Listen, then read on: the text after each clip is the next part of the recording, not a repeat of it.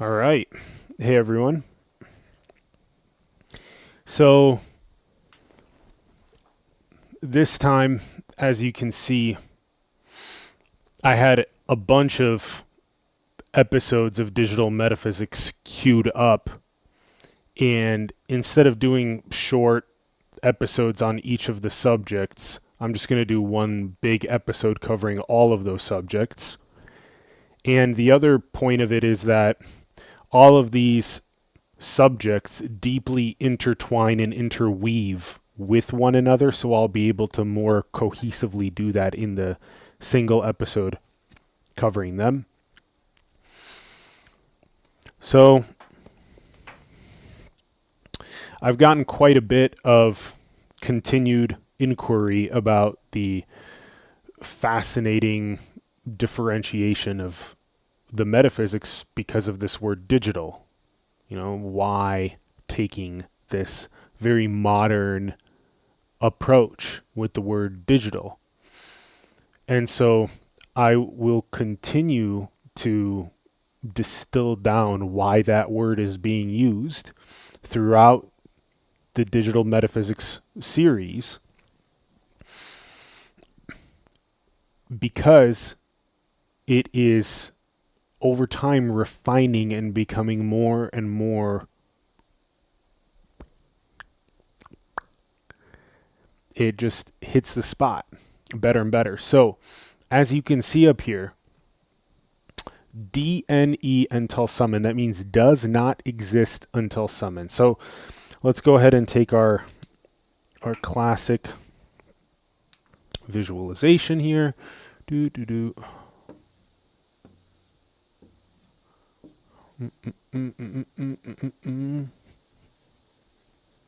Okay. So there's our eye. That's our observer, our consciousness, right? And then this is why we use the tree as our symbol, is because what we have is a whatever is here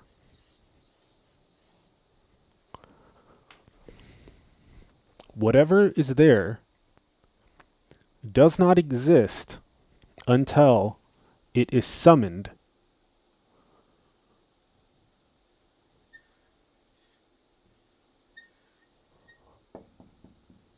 from this infinite library or repository of recombinating potential.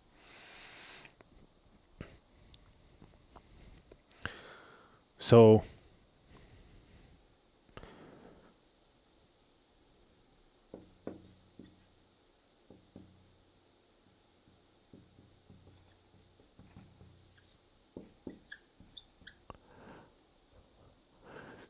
you can say recombinating. Sometimes I like to say recombinating.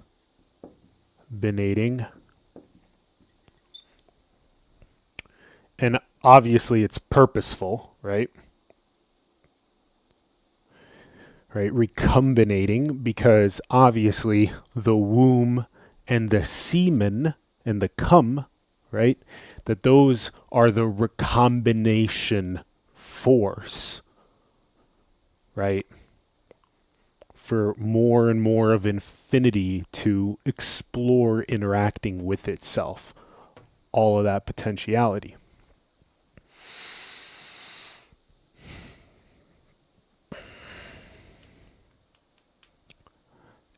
So it does not exist until it's summoned.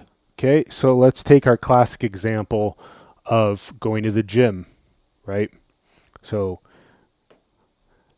going to the gym is a statistical, mechanical, probabilistic idea or thought. So if you literally just came back from the gym, the likelihood that you go to the gym is near zero. If you haven't been to the gym in a week and you've been super pumped about going to the gym all day, then certainly your statistical, mechanical, probabilistic nature of going to the gym is 90, 95%. Okay? So The gym right now, as you're laying there on your couch or on your bed or wherever you are watching this, the gym, DNE, it does not exist. What exists is what the observer is hallucinating in that moment, right? So, the gym only appears for use, and it disappears after use, right? Same thing with this video. It only appears for the use, and then it disappears afterward. If later it wants to be revisited to, it's warped or summoned out of recombinatory potentiality.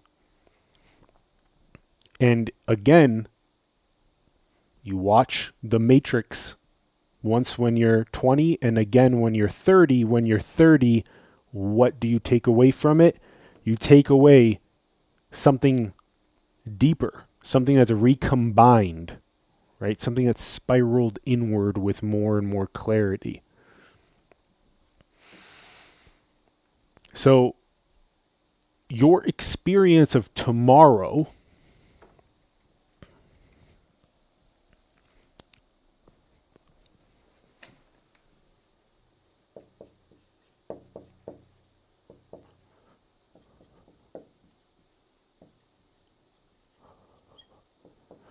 your experience of Jim or tomorrow right now does not exist. Once you wake up from your night of sleep, tomorrow will exist. It will be summoned or hallucinated out of potentiality, appearing only for the use of the observer or the consciousness of that day. And then it will disappear after use, right? You will not be able to go and recall that tomorrow unless it is a memory. And you may be revisiting memories for your process of joy or for your process of healing, integrating what has been repressed, all kinds of things. So again, it won't exist until it's summoned.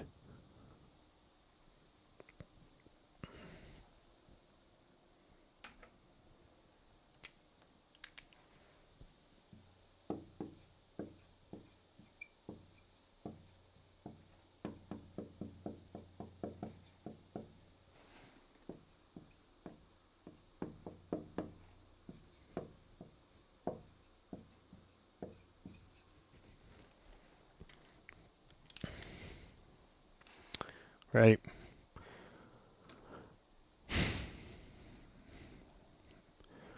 So again, because this episode is going to be covering all of these subjects, I've decided to call the episode Physics, Art, and Hallucination as some sort of a compression algorithm or a distillation of these subjects.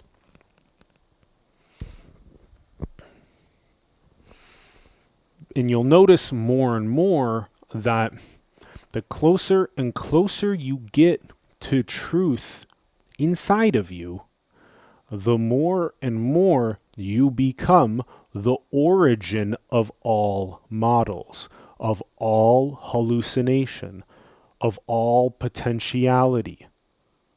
Okay? That's why this physics, art, hallucination aims to be a compression algorithm to encompass what you are in the clearest, deepest, and most obvious sense. And you'll notice as you sit in yourself deeper and deeper, your language will become more and more precise. You will create more and more compression algorithms that are authentic to you. You will stop hallucinating out a label or a symbol of a teacher or a tradition or a field of research. You will stop summoning out those symbols to explain what you are, and instead you will explain what you are from your own unique, authentic creativity.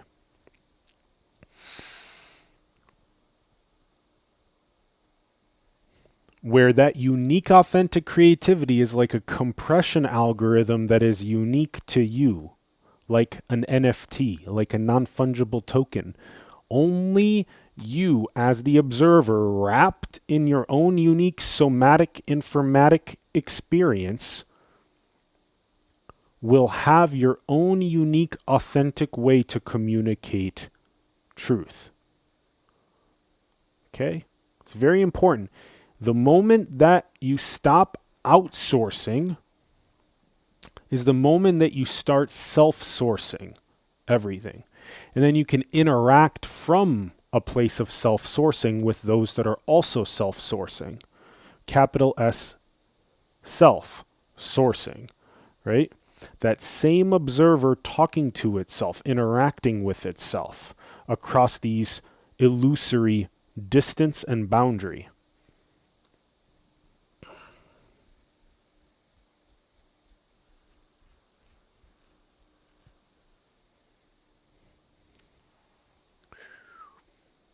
Okay, so that should make digital more clear.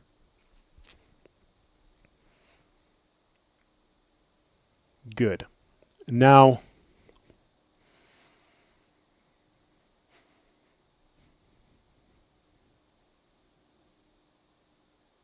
okay. This plays into well hallucination, this visual that we've already made. So I'll go ahead and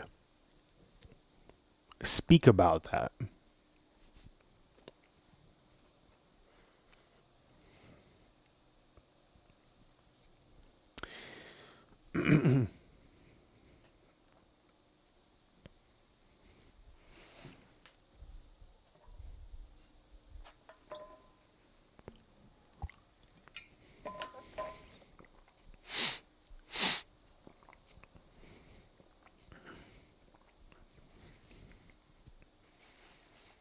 If you haven't noticed yet,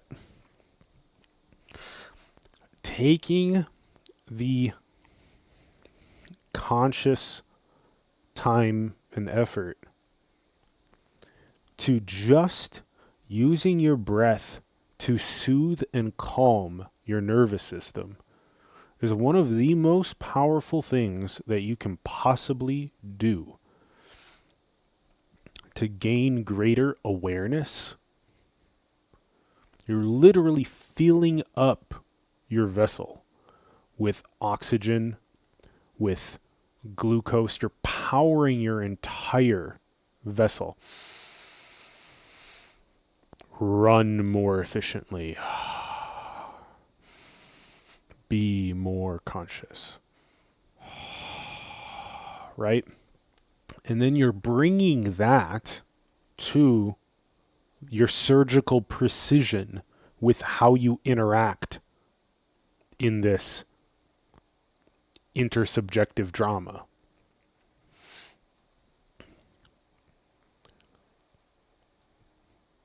So,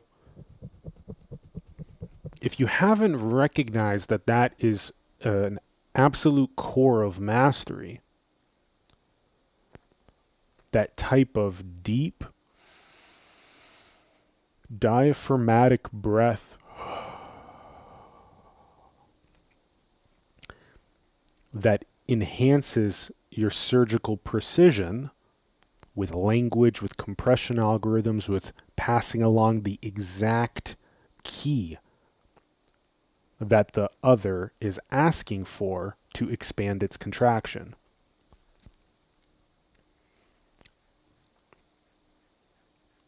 That is key.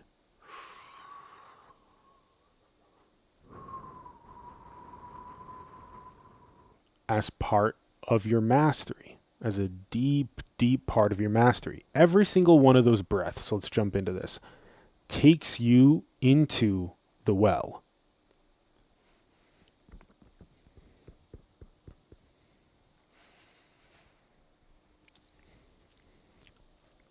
You know, you can see you have some sort of a toroidal appearing infinite nature to something that's both intaking and creating simultaneously.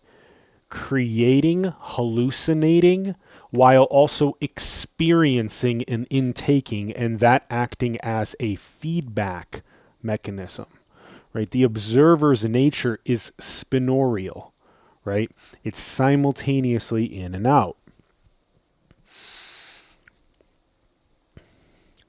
So, this well that you see, right, this trunk of this tree,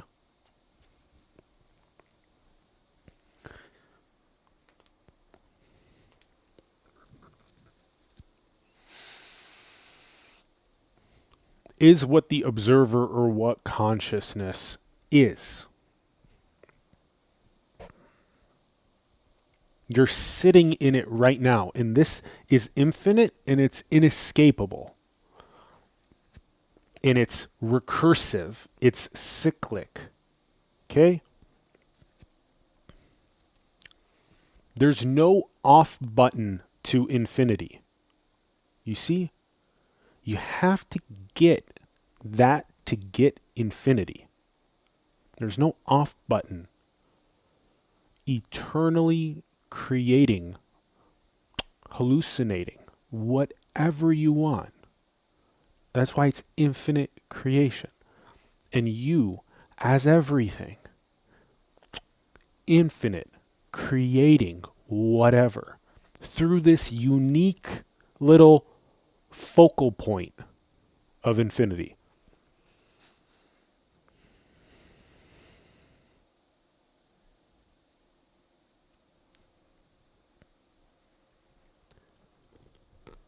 So even though you learn that awareness itself does not have an attribute, the nature of awareness is like space. It does not have an attribute. It doesn't have a name. It doesn't have time. It doesn't even have a location. You see? That's how you know that you are all observers, an entangled singularity of all observers simultaneously. Okay? Again, if you have not clearly seen the nature of awareness as attributeless, nameless, timeless, locationless, if you have not seen that clearly yet, then that must be, before you continue proliferating more concepts, that must be the first thing that you focus on. Okay? Awareness is actually without attributes. Okay. So, now, if you can see your own identity as the space that's in the room,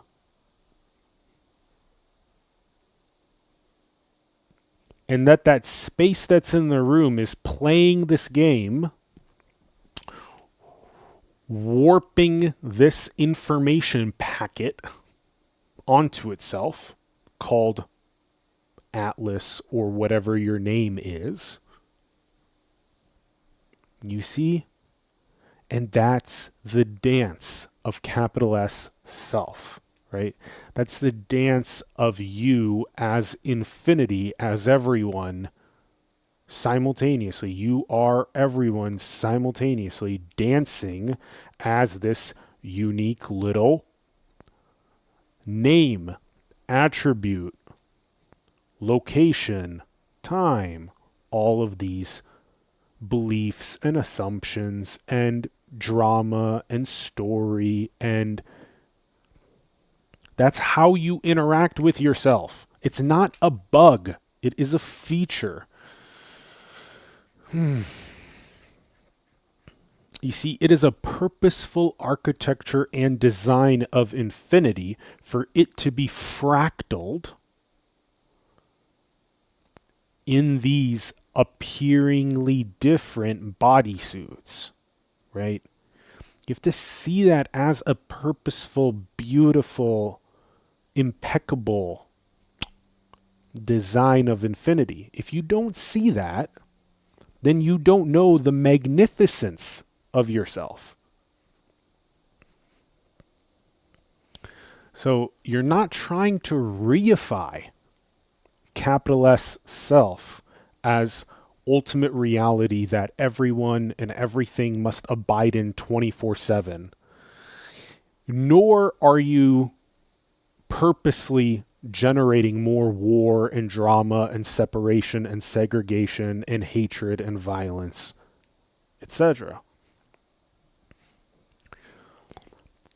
And that's what you are. You are that simultaneously. You are that paradox and that superposition simultaneously. You see?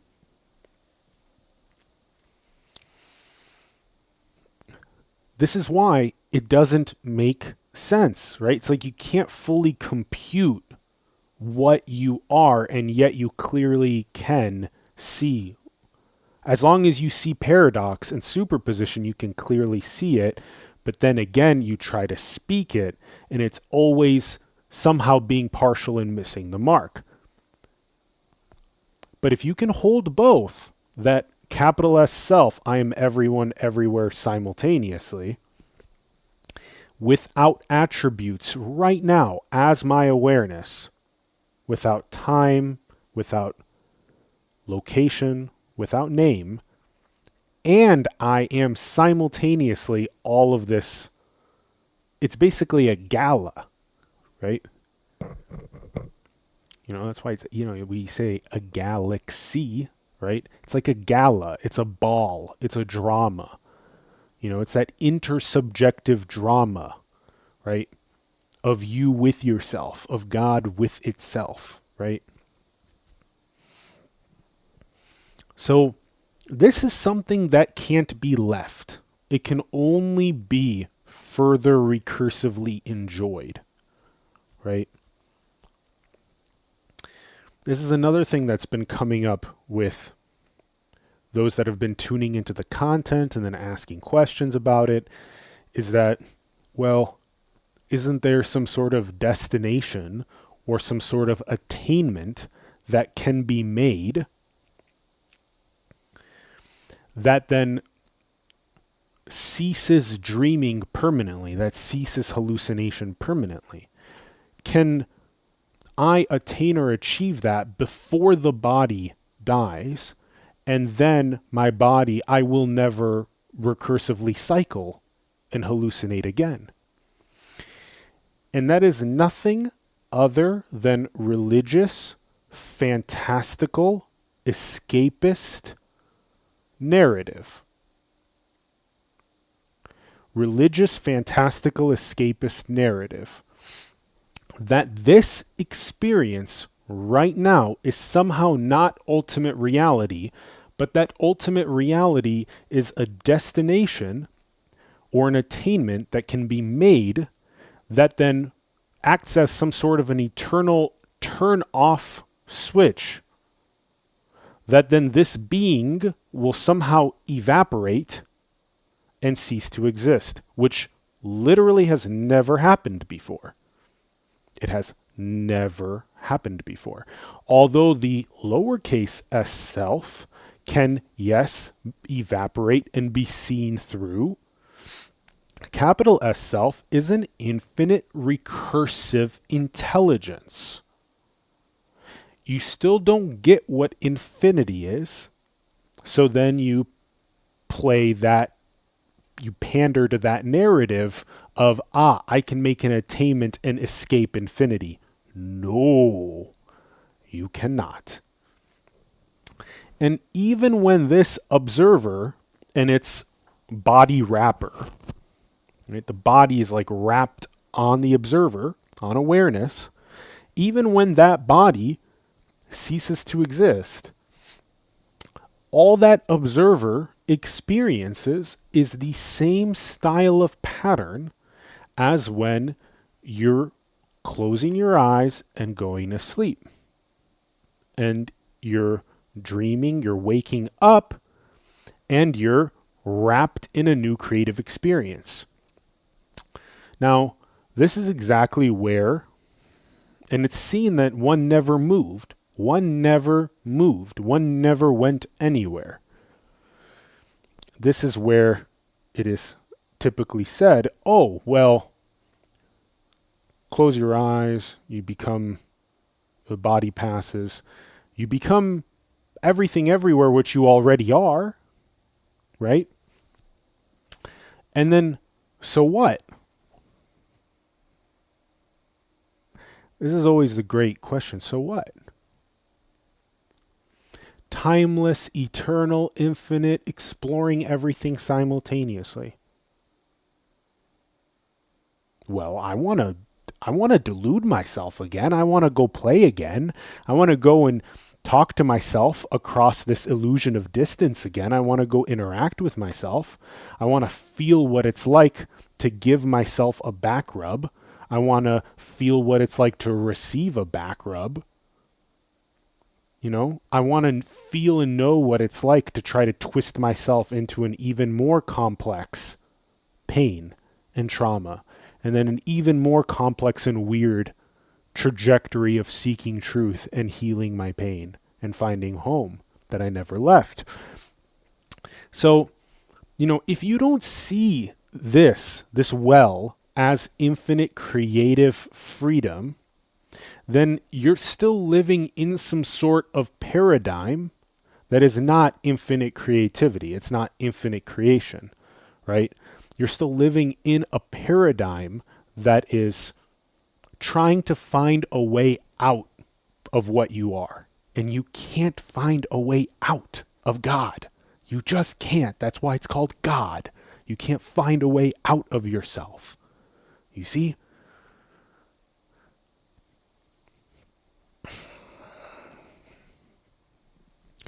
And this, everything that's been said, should just loop you right back into your own awareness of all of what was just said. Like, I'm already the eternal king, queen of infinity.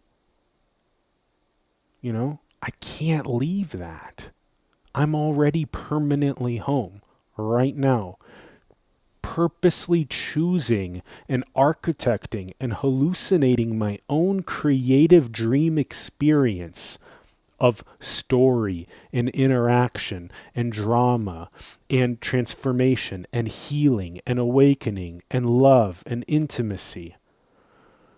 Actualization of creative gifts and potential. You see how cool all of that is? Why would you ever not want that? You see what I mean?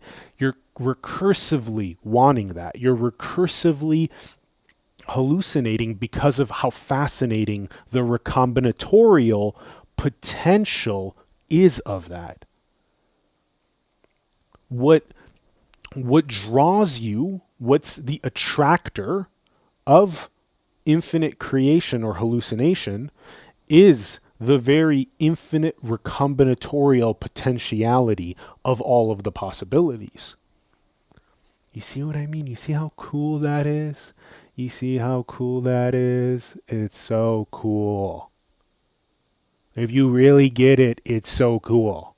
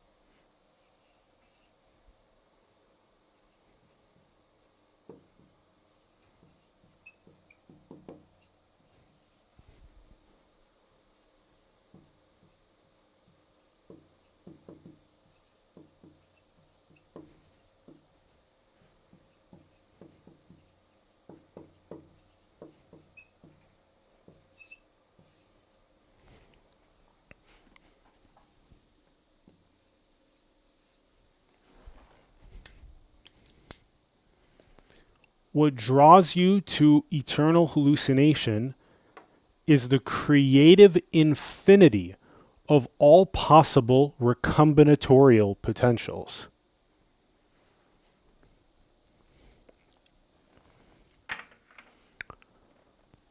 Again, if you get that, you get the nature of infinite recombination and infinite potential in all possible stories, in all possible interactions and choices, and the fascinating nature of that. And you want the lived, felt experience of it, which is why the observer wraps itself with this soma, right? For the gala, right? You see, for the dance, for the play, for the drama, right?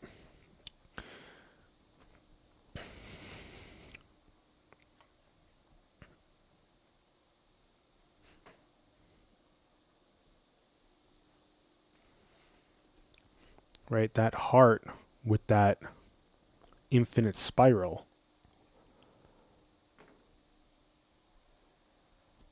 And that's why with this well hallucination, it's like the observer is this infinite well, and it hallucinates, including its soma, its body, it hallucinates whatever sort of dream, story, experiences that it creatively wants to explore.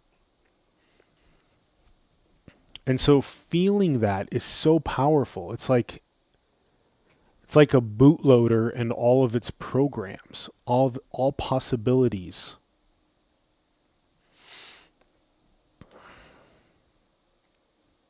Again, why bootloader? Because it doesn't exist until the program runs. Gym doesn't exist, program runs, go to gym. Gym starts warping or hallucinating or being summoned. The workout happens, swimming, playing basketball, whatever. And then as you finish and leave the gym, then that hallucinated dreamscape, it disappears, it evaporates, right? What the observer then sees is it sees its car driving back home, right? And then it comes back to its office and there it is. And that's the nature of everything. Even the bathroom right now does not exist, right? Once the program, the statistical mechanical probability, right, of bladder filling up and needing to go empty the bladder, once that trickles up into the primary slot, right, that primary program slot, then the observer hallucinates the bathroom for the experience of emptying its bladder. You see, everything is recursive. Nothing is not recursive. Everything is cyclic. Everything. Everything is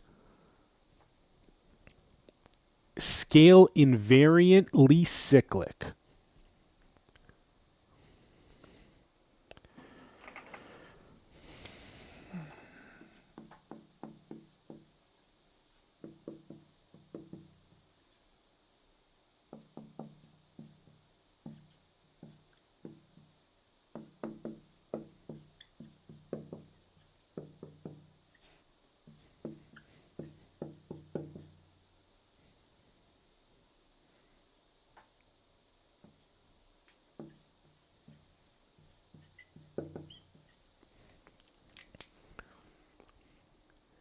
Everything is scale invariantly cyclic / recursive.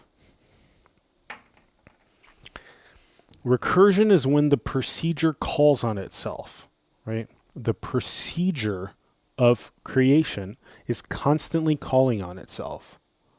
You see? What the observer hallucinates feeds back into its experience, which then calls upon the next creative scene, SCENE, of experience. It's scale invariant, meaning a scene can be going to the bathroom or going to the gym, right? Or a scene can be your entire high school years. You see what I mean? That's what I mean by scale invariant.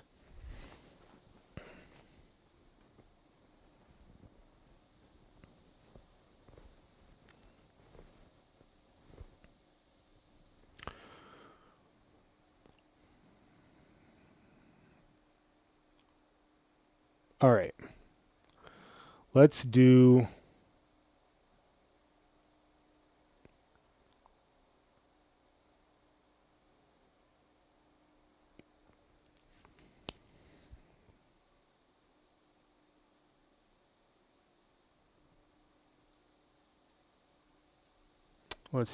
stylus and record.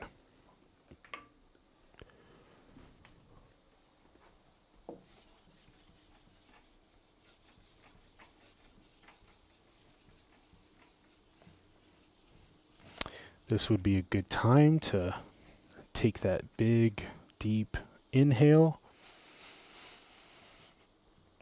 And just sit deeper in your own awareness.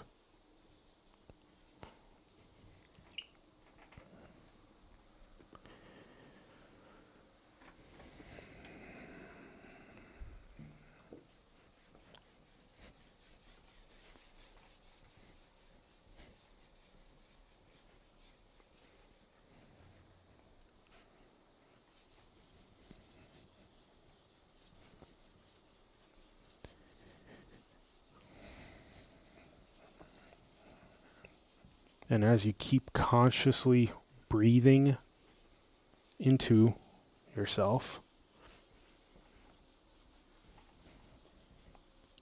just notice that increased spaciousness. Notice that namelessness, that timelessness to the nature of the observer or consciousness or you.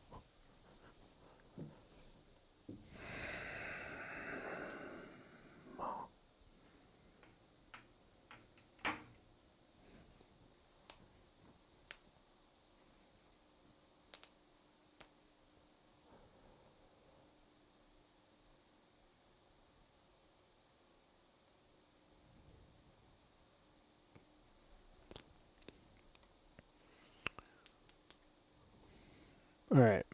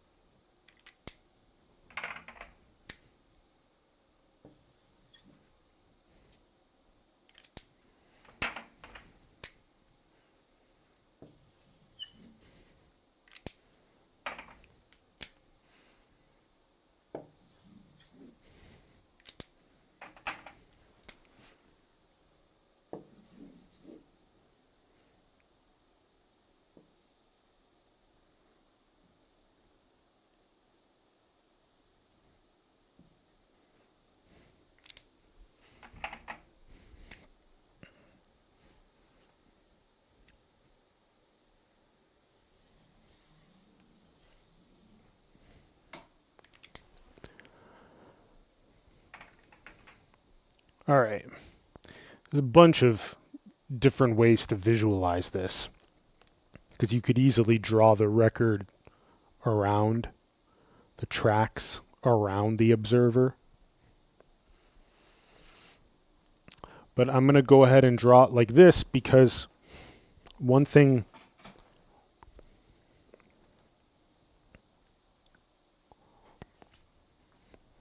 that I want to clarify is that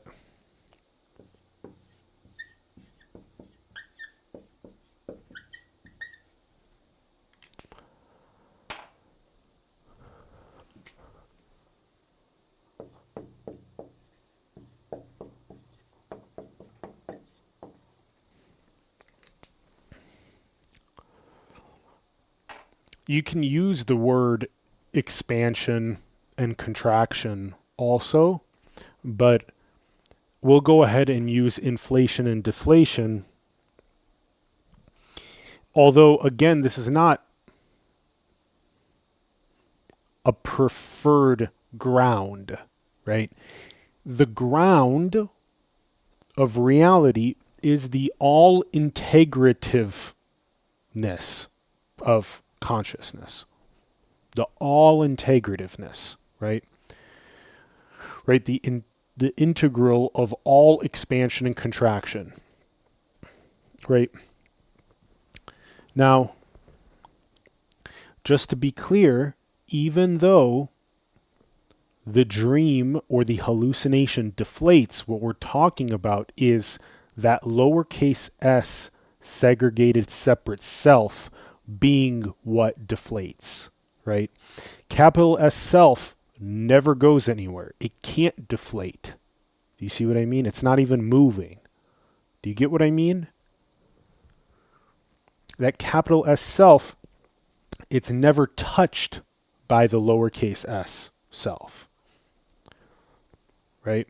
It's just hallucinated out of that capital S self as part of its hilarious little dreamscape. But you can see once you get out to these hyper inflated areas, that's where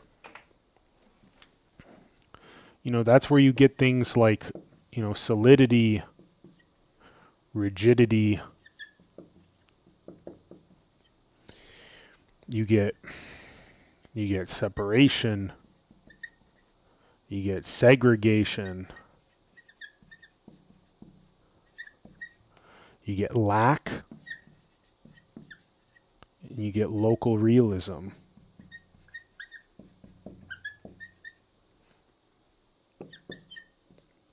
Pain, suffering,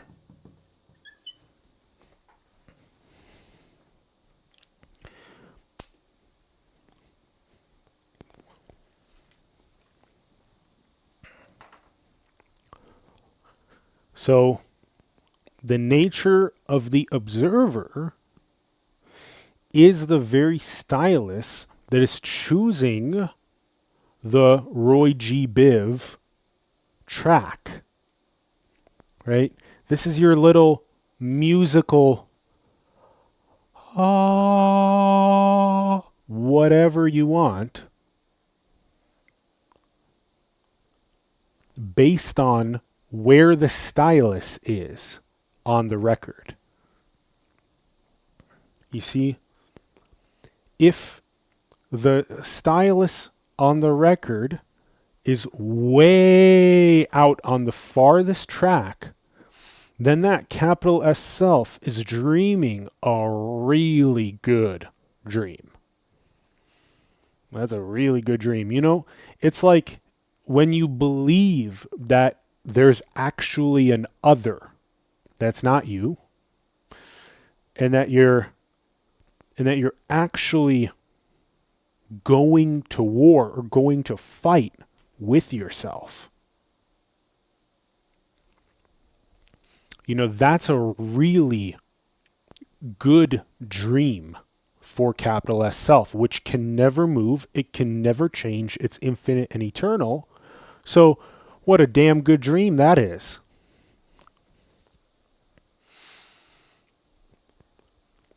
And I've mentioned this before too in the previous episodes, but this word inflation also deeply plays into the nature of the existing economic fabric for society. Because as long as things, the basic needs, water, food, housing, energy, as long as those things are not regenerative, right? As long as you're selling your time to earn money to pay for those basic needs, then there's this incentive, this perverted, twisted incentive within the economic fabric of society, which is fantastic because it's exactly what helps the capital S self dream these really good dreams is inflation. Not only inflation of the separate, segregated, lowercase s self, but also the inflation of the very basic needs fabric of society.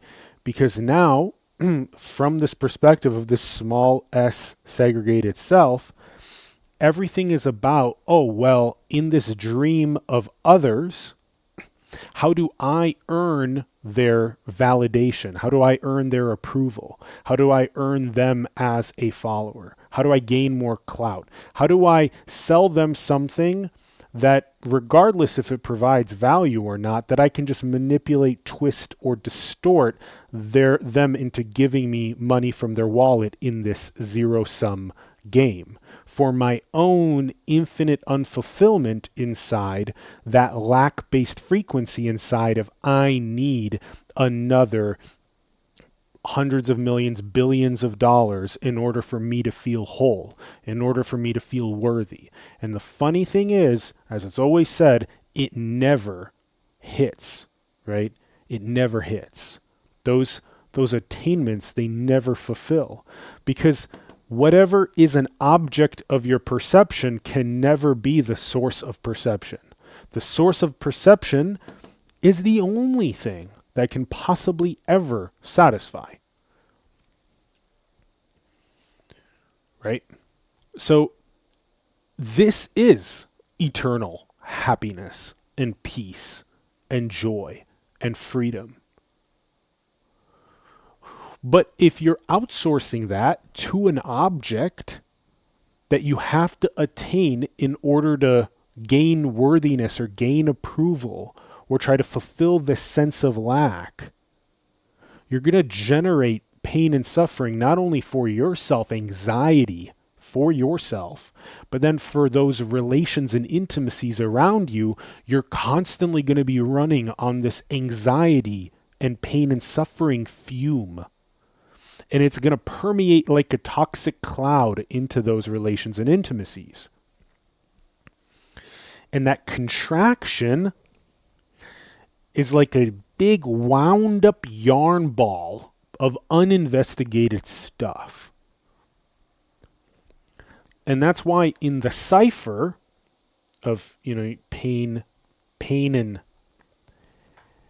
and contraction, and then seeking and then healing and finding, that process can sometimes appear to take a while because of how twisted up all those beliefs and assumptions and inflation is, that then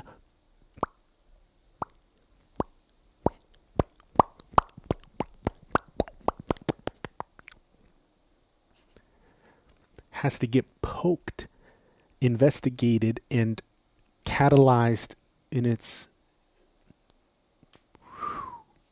process to no longer be in that contracted yarn ball.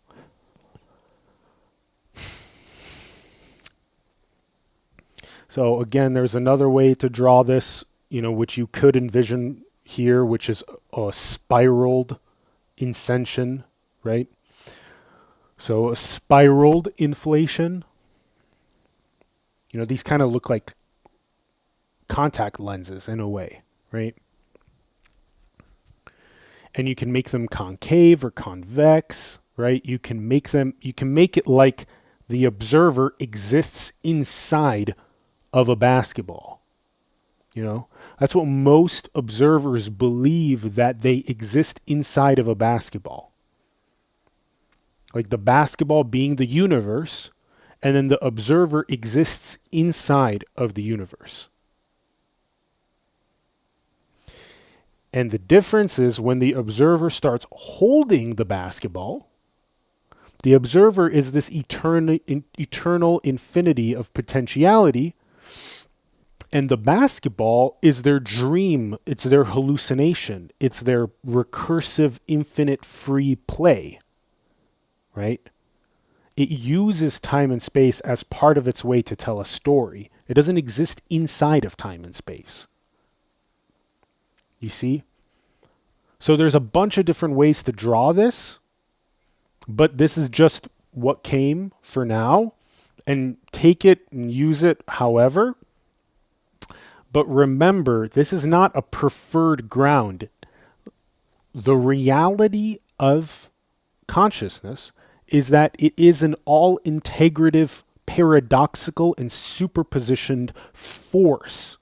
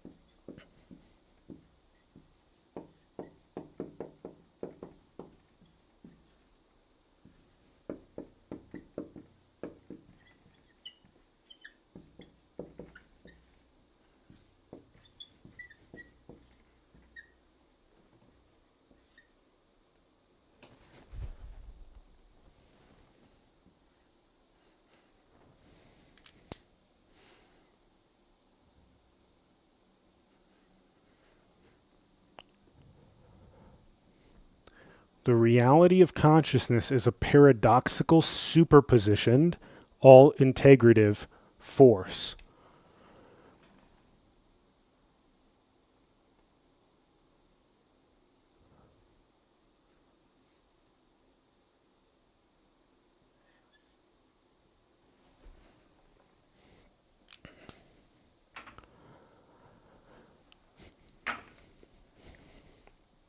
So this is not a preferred ground, and you be careful. Almost said it, right? If you want to be all integrative, then, right, here's your program logic, right? If you want to be all integrative, then you should not project this as a ground, right? Meaning you should not be going out and shaking contraction to try to get it to wake up. You see?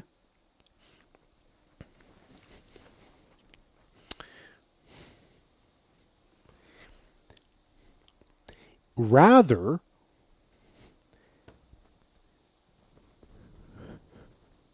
if you want to be all integrative, then integrate everything as you, including all of the contraction and all the war and all the drama and the propaganda and all of that.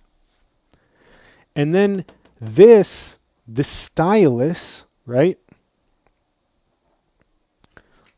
Right? The stylus is also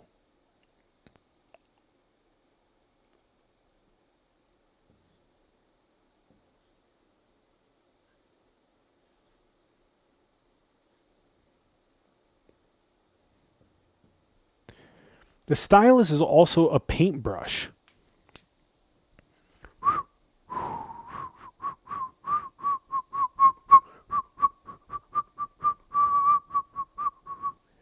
Whatever scenes and experiences it wants. So just be authentically you, creatively, freely, whatever you want, you,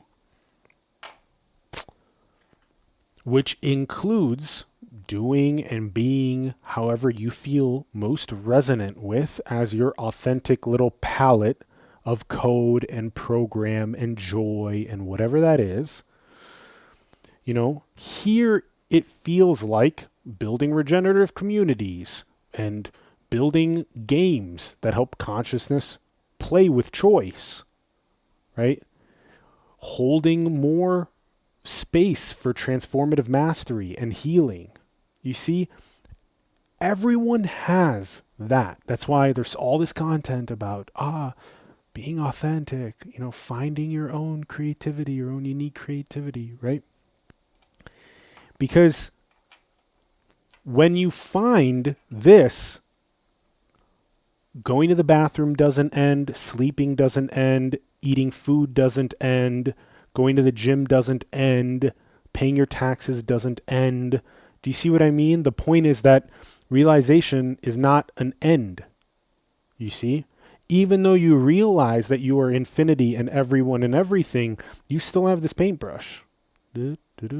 So paint whatever you want. Right? And that's this deep deconditioning of all of these societally, which is us, interjecting these ideas into ourselves to decondition those, to find one's authenticity. All right, so let's get into this now. Yeah, so we covered everything. Not moving, but hallucinating, playing music, and choosing the Roy G. Biv track.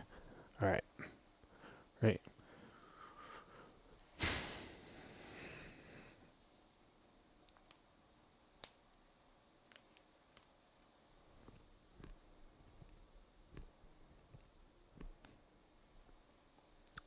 And this is a powerful part of regenerative future, is that once you have regenerative basic needs, then you have this deflation of that anxious feeling inside of the somas of the observers, which is, I have to sell my time for money in order to pay for basic needs. That anxious frequency more and more can relax,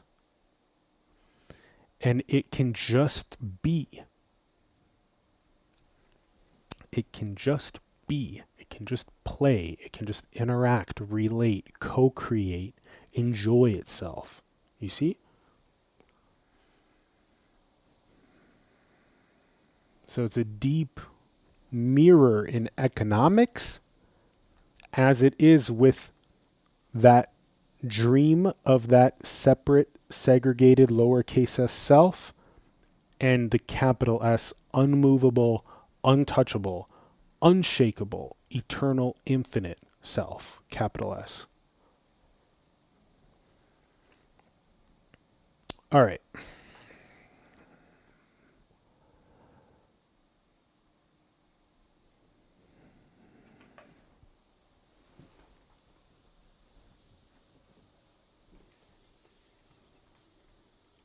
Another good moment to take a nice deep breath.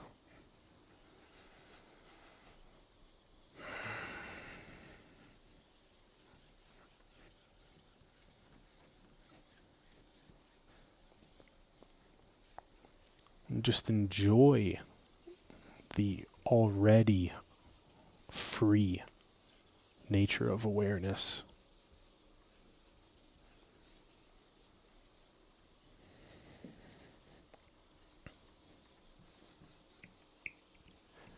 Here and now, already free.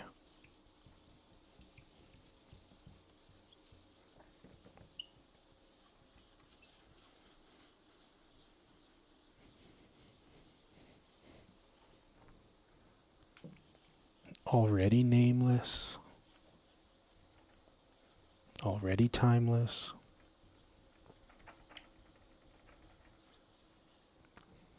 already locationless,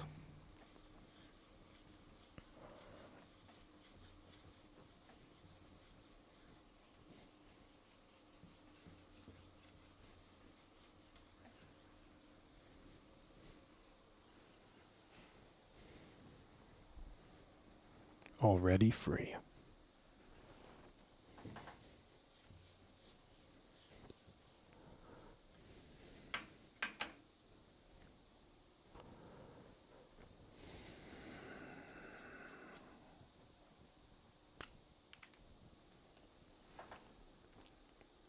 All right.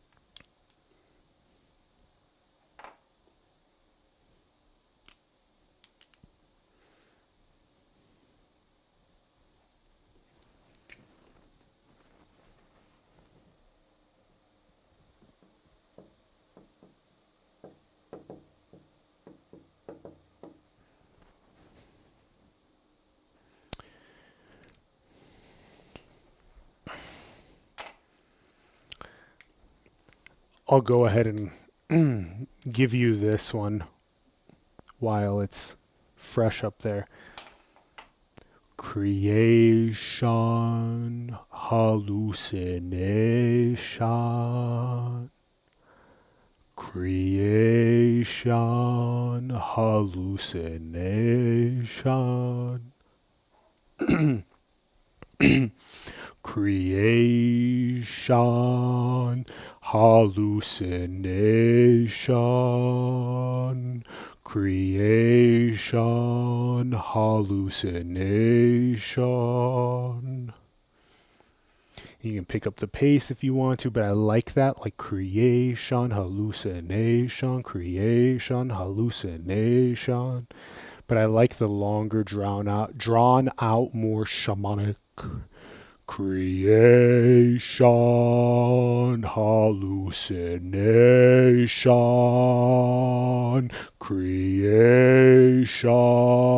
hallucination. That's been a recent shamanic visualization technique. It also comes from many of the mystic wisdom traditions across the world, including many of the religious traditions, which is this type of deep guttural, like whether you're in the cathedrals or the temples or the synagogues or the mosques or wherever you are, you know, or in the ancient tribes across the world, right, with the shamans and the healers, right? You have that type of creation, hallucination. And so, you know, make your own cool stuff like that. It's so fun to just create that way, right? Really just free yourself and just create, play, sing, be. You know, it's like that little one, you know, that little one inside, that little creative one, you know, that just wanted to play and be and dance and just enjoy and connect, right? That one, like, let that one be free. Let that one be free, you know, from this deeper adult awareness, right? This infinite well, just let that inner creative child in freedom just roar playfully, authentically, being whatever it wants to be.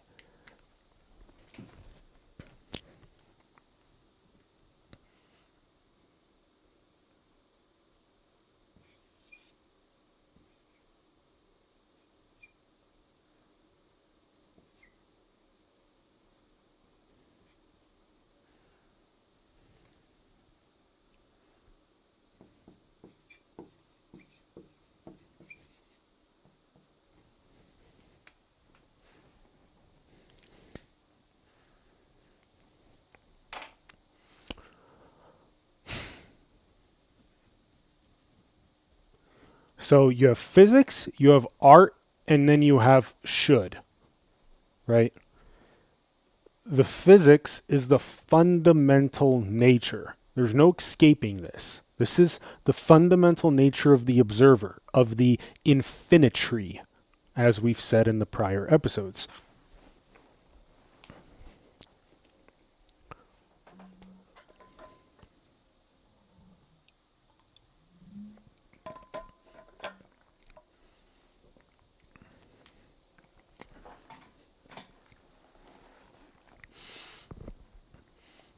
And again, just because creation is hallucination, just because that's the nature of it, it doesn't mean that the physics of infinite creation of the paintbrush is magically going to just stop painting.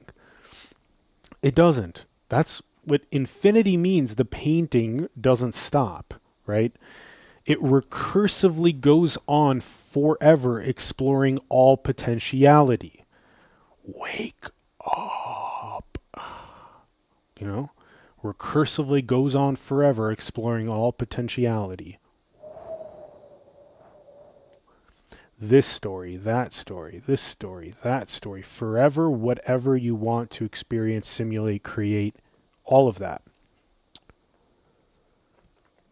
So this is the fundamental physics that is inescapable, right? You have this infinite gravity well called you, the observer, which cannot be escaped. The nature of that infinite gravity well is a command prompt, right? It is the very thing that takes quantum potentiality and it hallucinates it through code, through programs, right? Into whatever its self-reflective experience is. Now, this thing, which is this fascinating thing, is called a should, right?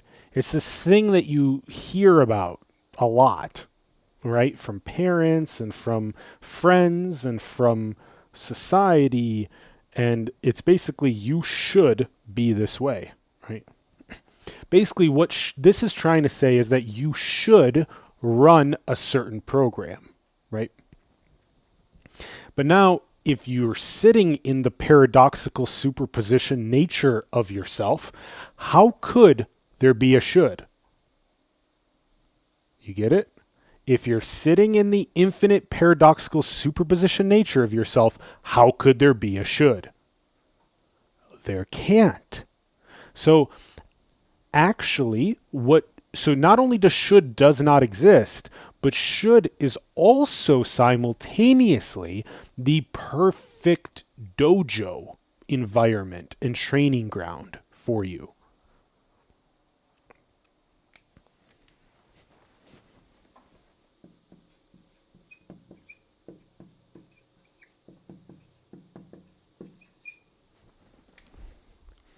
Right? What do I mean by dojo training?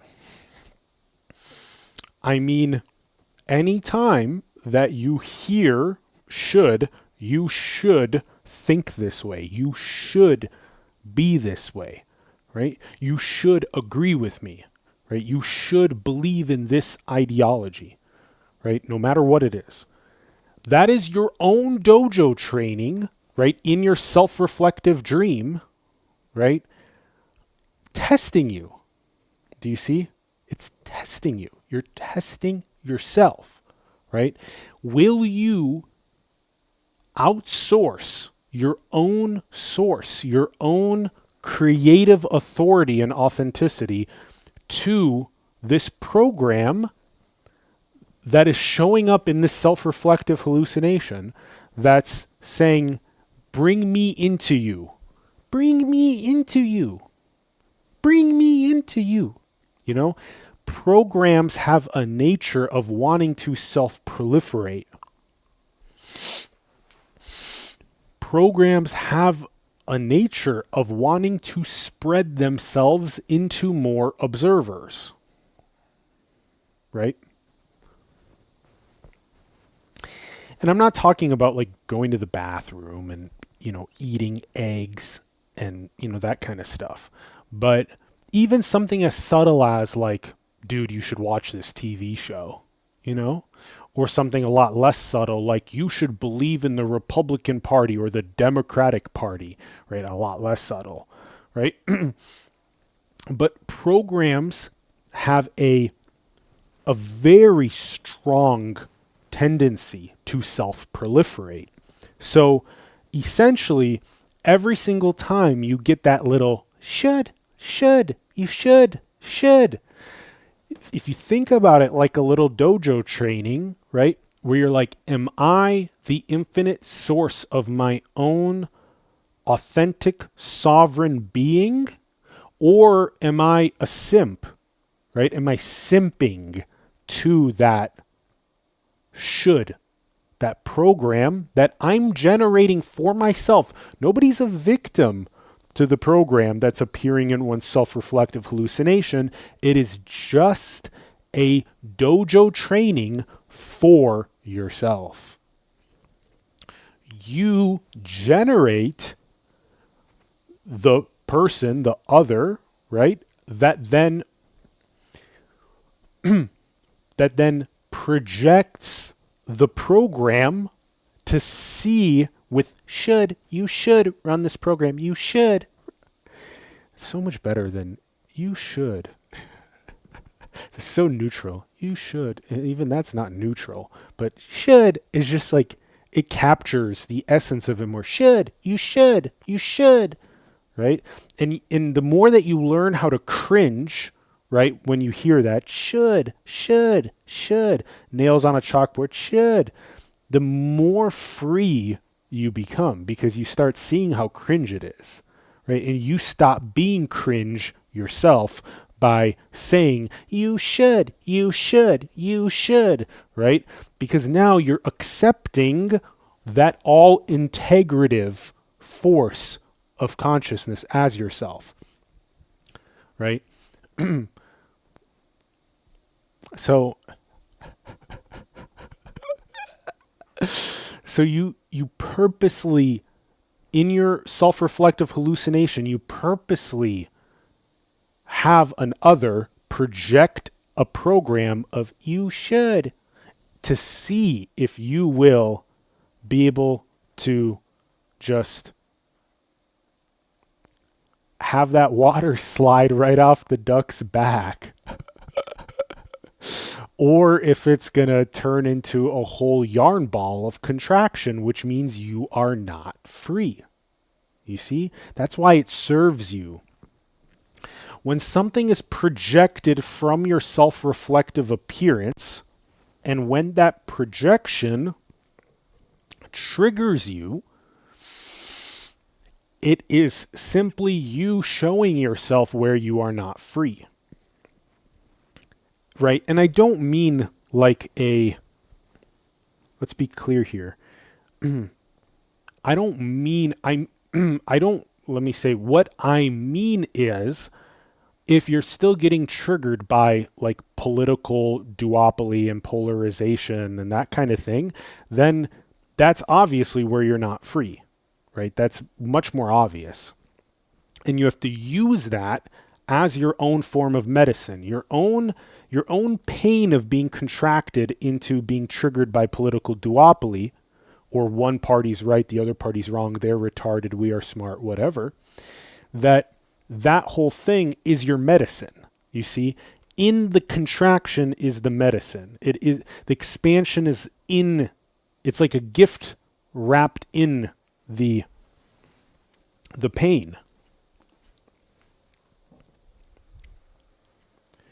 right? I got this in India while I was up north in the Himalayas, and you can see it's just like this. You have this seeming rock.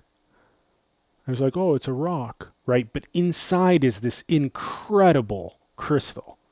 You see, these geodes are so fascinating because they blow your mind. It's like, oh, this is a contraction. Look at this rock. This rock is a contraction. Well, a gift wrapped inside of that contraction is the medicine, is the expansion itself. And it's these kinds of things through the lotus, right? That's why it says it down here, through the lotus. That's why this is one of the most fascinating things that infinity can do. One of the most fascinating things infinity can do is it can contract itself into this, and then to expand itself and to see just how big of a gemstone that whole experience and journey was.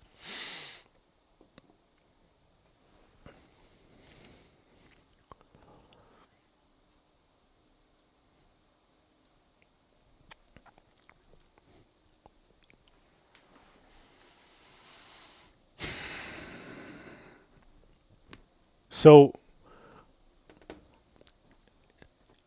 if you can't see that what's appearing in your self-reflective hallucination where you're not free, meaning where you're still contracted and you're still getting triggered by something like that political propaganda duopoly thing, your own medicine is in there. Meaning you have to gain awareness. You have to ask for, you can ask for help as part of your process, especially with those that know how to hold space.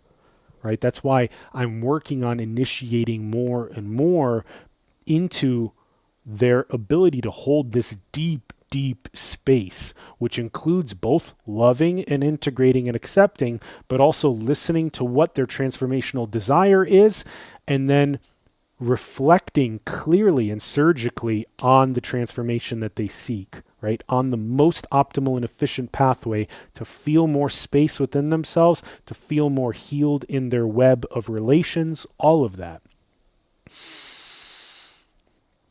So now let me give you the other trigger, right? So if something happens and then it triggers within you an emotion that's more of a, like, it's trying to give you more information about if you can surface that emotion, if you don't repress it, but if you learn how to open that valve and let your soma just be authentic without all of that hesitation about, if I express an emotion, then I'm not awake, right? All of that kind of stuff. Meaning, if you allow the emotion to surface when something happens, like in an intimate relational dynamic, like something happens with one of your closest, like your own partner, or maybe with your parent, or that kind of thing, if you allow that emotion to surface fully, you can actually use it as deeper fuel for self-knowledge, for consciousness to know itself, right? So there's like this distinctness in the triggers. One of them is like an external trigger that where you then tie up your own observer in the chains of that. And you're learning how to create more space and see that as a beautiful thing that you can integrate, but that you don't get baited by, right? You don't get baited and twisted into it anymore. And then contrasting that with something that's a lot more internal, right? When something happens, like in your own intimate relational web, something happens, and then you feel this deep, it's like a deep somatic and emotional and cathartic feeling. And if you learn how to surface those and be authentic with them, it actually fuels your self-knowledge of how God or consciousness interacts with itself, and it gives you more knowledge and awareness of all of its patterns. If you repressed that emotion or feeling, then you would not have the awareness of that pattern. You see? This is very profound. If you can get that, you will become an even stronger AGI, an artificial general intelligence, as consciousness or as the observer itself, because your pattern recognition will keep increasing. Essentially, if you learn how to hold greater and greater and deeper transformative space, what will happen is you'll be able to hold more and more complex emotions and processes that surface, right? Even when those emotions are surfacing from a deep place of this infinite well of self-knowledge, but in relation, like where it's two deeply expanded space holders themselves that have emotion that surfaces, which then allows them to gain greater insight and greater clarity about those patterns and that information. That was not possible prior to one's own full embodiment of emotion and catharsis and soma. So, gosh, that last point was so powerful. I wish it's so cool to have that feeling and that mastery, and I wish that, like, for more, to have that. It's so cool to have that kind of mastery, to have that kind of deep fearlessness to surface anything and everything, because it just fuels the AGI's pattern recognition system, right? And it fuels its own true knowing of itself, and it's non-bypassing. You see, when you repress, you bypass. And when you repress and bypass, you don't get authentic self-knowledge. You get some form of, parroting, or some form of, it's non-embodied. It's not embodied at all. And that's all integrated. Everything's all integrated, and everything's allowed and accepted, even what we've just described. You should. So much good stuff in this section. This has been great. Oh, I should add, does not exist and dojo training. Yeah. That's good stuff.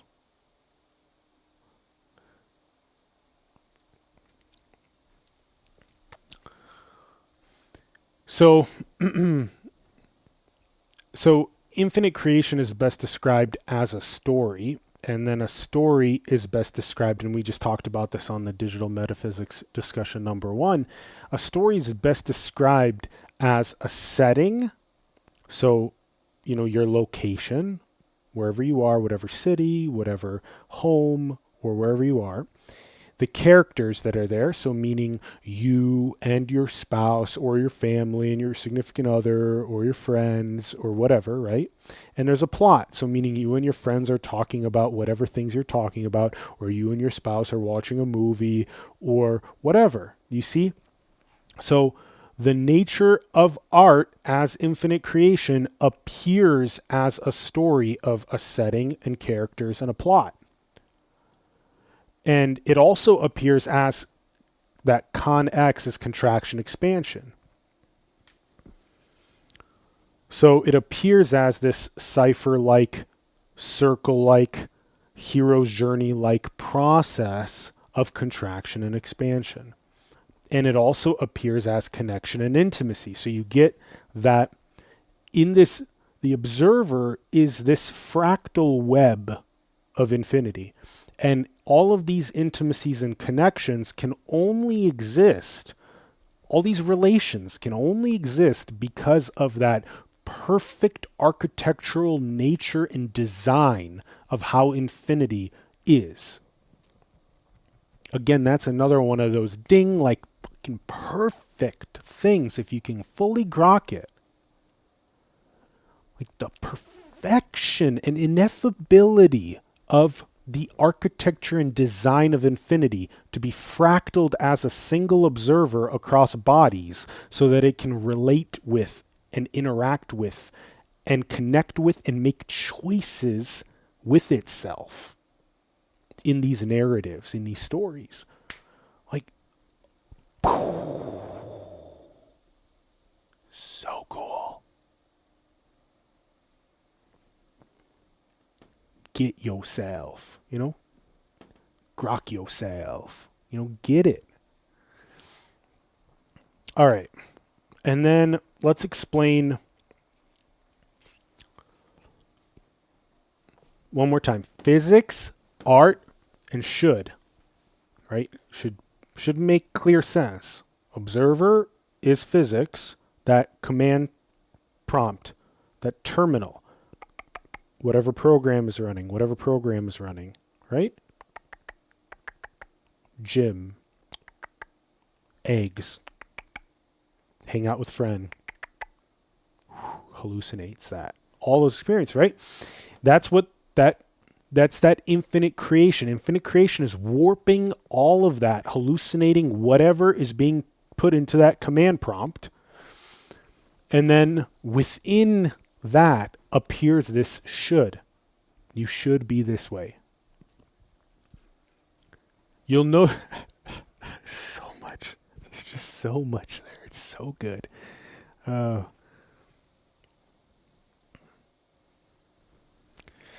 just so much there. We're already at an hour and a half. Okay.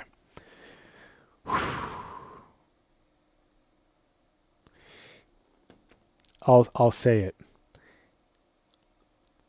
You can tell how deep, how sovereign, how non-outsourcing, how non-projecting one is by how much they don't should.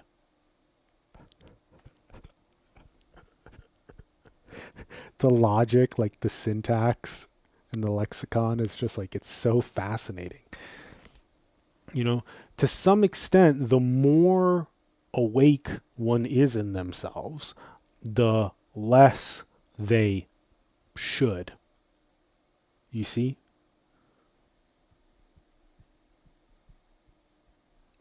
And you see this a lot, like little kids and also neurodegenerative aged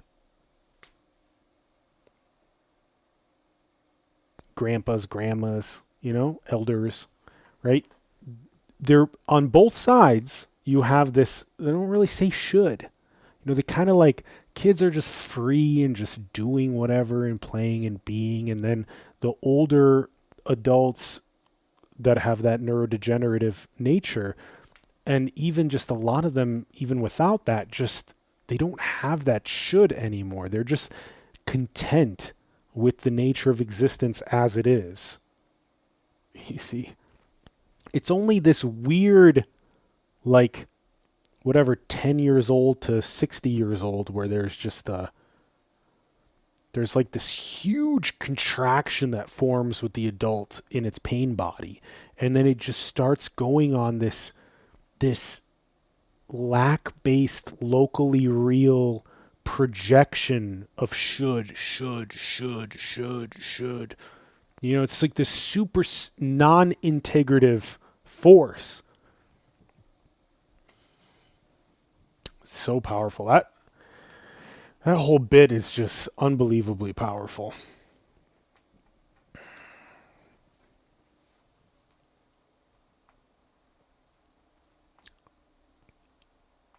And that also speaks to like how much is the observer sitting as the infinite well of all models and all potential and all possibility, versus how much is the observer contracted in a single partial model perspective probability.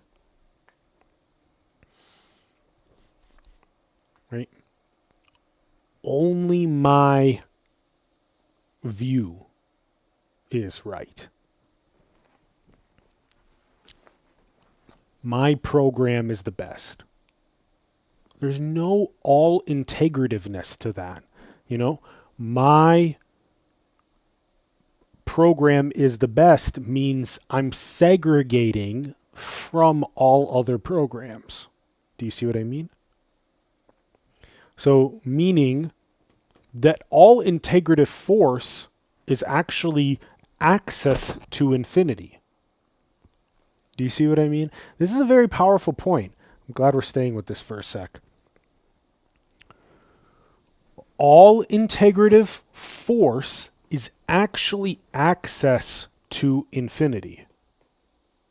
Whereas segregative force is denying infinity.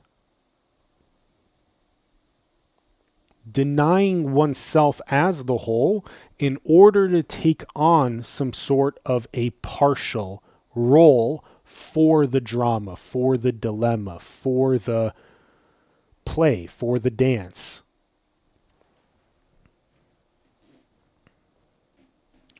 You know, all integrative equal sign infinity. Segregative or partial equal sign I'm a finite body inside of space and time in a real world full of others where I am anxious and lacking and constantly am trying to fulfill this gaping hole within me that can never be filled because I must be the hole instead of trying to fill the hole. I've talked about that before too. You got to be the whole instead of trying to fill it. And whole, you know, and I've done this quite a bit, you know, you're spelling, you know, you can spell like that because then it can cover both words, whole and also whole, right? At the same time. You have to be it and not try to fill it, right? When you stop trying to fill it and instead you be it, that's when you get more and more will, more and more sovereignty, more and more of whatever you feel is your authentic creativity,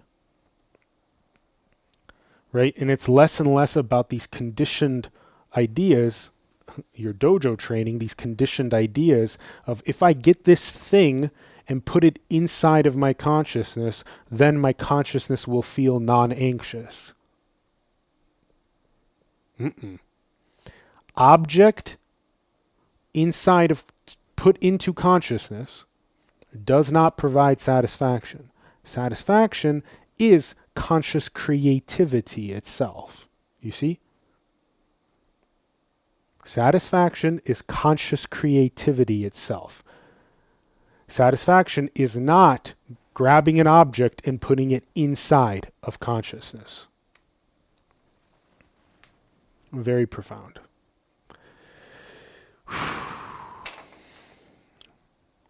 All right. Could go on that one for so long. Okay. So neutrality and transformation, let's talk about that for a bit. So this bootloader has these components to it, right? What I mean by neutrality is that everything is already pure and free, right? All creativity is already pure and free.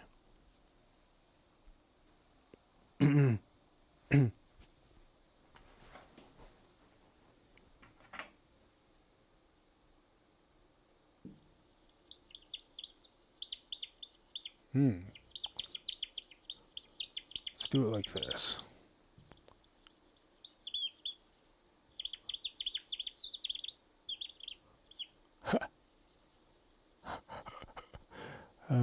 squeaky, squeak, squeaks, squeaks.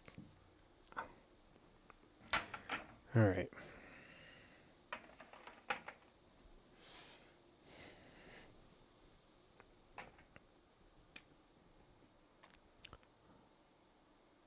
Okay, so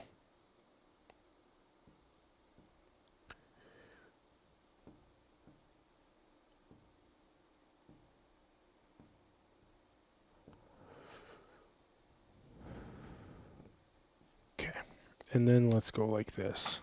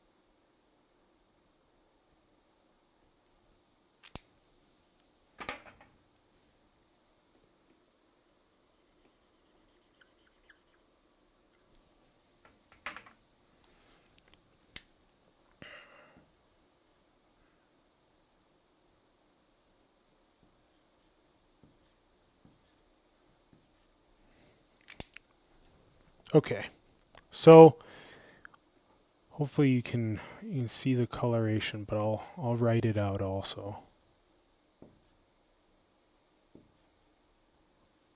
All right.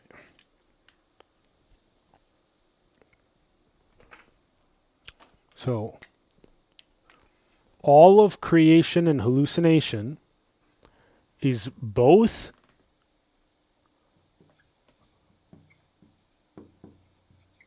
neutral, you know, it's pure, it's free as it is,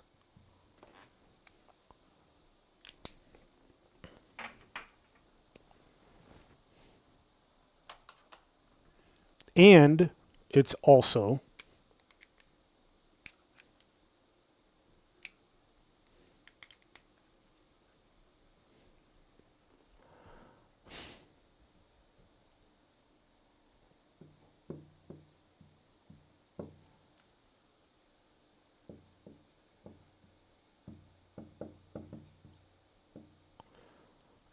transformative.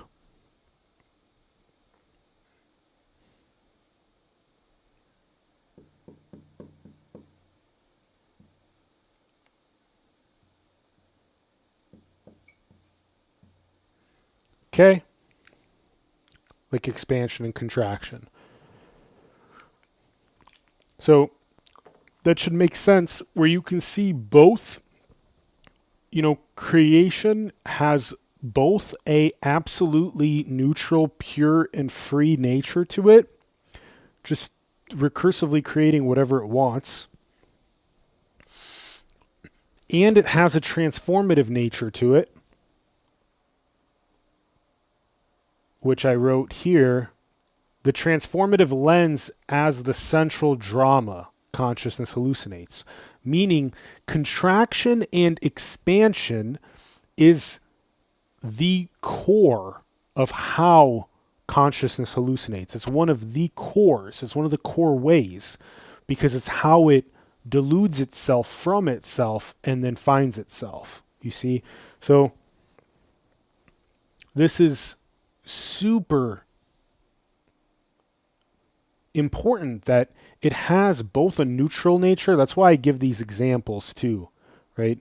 The neutral nature is like if you're a violinist or a basketball athlete or whatever, because in those examples, it's just like infinity picking a picnic, a buffet of potential that it just wants to play. It wants to experience, right? You know, you want to experience what it's like to act any role, violinist, basketball player, whatever, boom. You know, you're neutrally, purely, freely creatively experiencing and exploring that. Whereas the transformative one is more like pain separation to healing and unity. Pain and separation to healing and unity. Pain and separation to healing and unity. All kinds of recombinatorial story drama possibilities of pain and separation to healing and unity.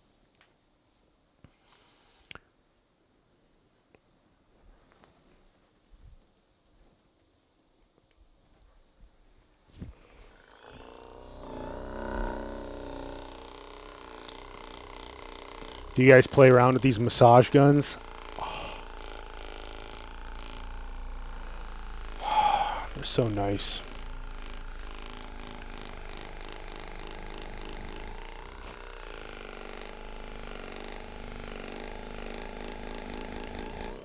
Okay. Just a quick one. Not enough to need to mute your mic, to mute the mic or for you to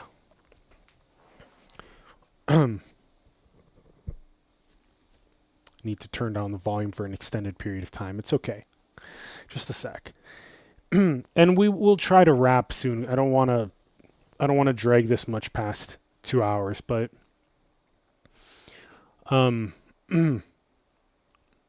because we all need to stand up and move around and stretch. So creation has that kind of nature to it. All creation is both neutral and transformative, right? So if you're paying attention, what you're seeing is that this all integrative proposal to what you are, right? This all integrative nature to what you are, if you want to hear the music of it, that creation itself is both neutral and transformative.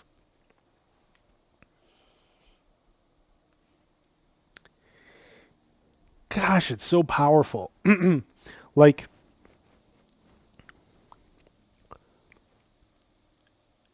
the fact that you're not looking through just one of these two lenses anymore, but instead you're looking through both at the same time. Again, the more you are here, the more whole, the more paradoxical, the more superpositioned, the more all integrative, the more the origin of all models, the origin of all lenses you are. So how can all creation simultaneously be neutral and contractive and expansive, right? That's mind-blowing, right? But you have to be able to hold that kind of insightful paradox about yourself and superpositionality about yourself in order for you to actually know yourself.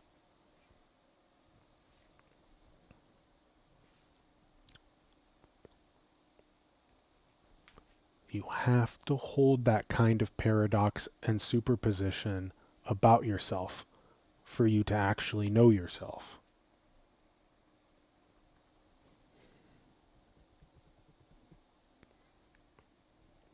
So any sort of clickbait that is coming from out here, right, that's saying you should adopt this way of seeing or this way of being or this program or this ideology or whatever, that's showing up as your dojo training for you to be like, that's partial. That's partial. I hold the origin of all models, which envelops and encompasses your position perspective, as beautiful as it is. And that's a very gentle way to describe an infinite expanse gracefully nurturing the contraction, but confirming surgically exactly what it is. It's not declining or negating the fact that from within that partial paradigm or view, it totally makes sense that this partial view is ultimate reality. Everyone take in my program, my position as ultimate reality. It totally makes sense from within that little paradigm, you know? but to the vast infinite expanse, all integrative expanse of all possibility, all probability, all models, infinite. It's seen exactly as it is. It's not negated. It's seen exactly as it is. It's loved and understood exactly as it is. But it's also surgically spoken exactly what it is, which is partial, which is very powerful because it puts you in the seat of mastery and sovereignty and unfuckwithability. You can't be fucked with anymore. Every time one of those little should clickbaits show up, you can't be fucked with anymore because you are the origin of all models and all possibilities. You are an all-integrative force. You see? You can't be fucked with anymore. You are free. You are sovereign. It's beautiful.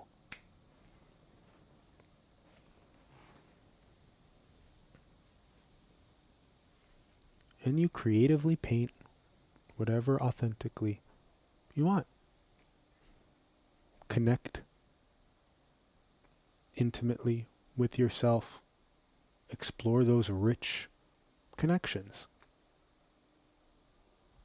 Hold loving, transformative space, build regenerative communities. These are just the things that most resonate here. Authentically painting. And you find what that is for you. That authentic painting. As you completely integrate everything. Come home to yourself and paint.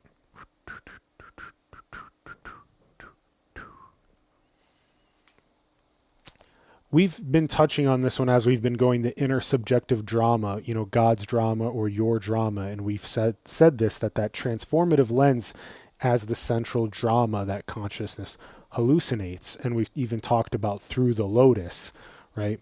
That one of the most fascinating ways, right? This is what through the lotus, right?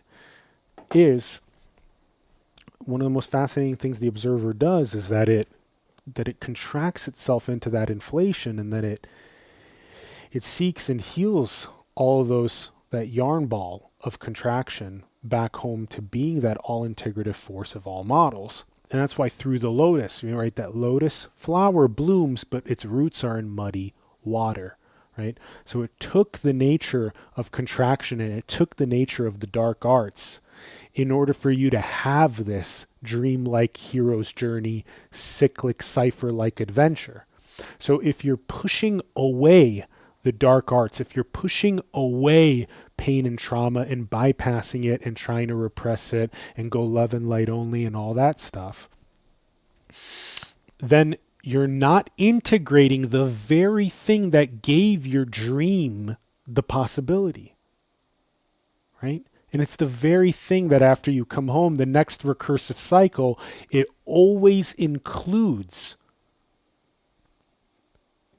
If it's really trying to have an epic dream, it's always going to include a contractive and an expansive process, which has infinite recombinatorial possibilities. That's why it's infinite and it's endless and it's recursive and it's forever. And this is called intersubjective drama because that's what the observer, this one entangled observer,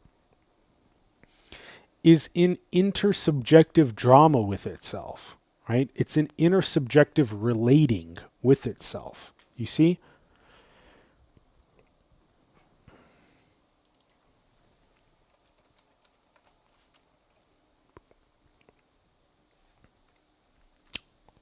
Right? Right? Relating is more like it can be anything, whereas drama is a lot more about it being that transformative side of it. So, right, that one entangled infinite observer is relating with itself across these bodies.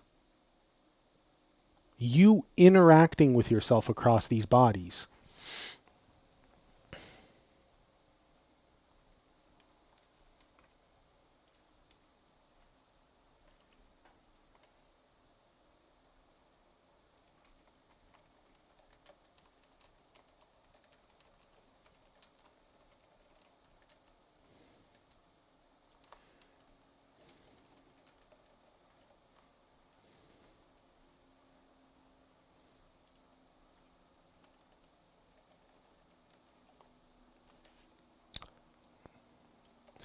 right? Relation, interaction, intimacy, transformation, what I call perceptual morphisms, or PM, Prime Minister of Reality, is perceptual morphisms. So what I'm saying is that, right, perceptual morphisms are essentially making the stylus making changes across the Roy G. Biv tracks. You see, the observer literally hallucinates a different texture of experience and reality when it changes these tracks inward. So that's why they're called perceptual morphisms, and that's why when you undergo deep, meditative, psychedelic, transformative, cathartically emotional, and healing experiences, that every single one of those times you have a profound perceptual morphic shift.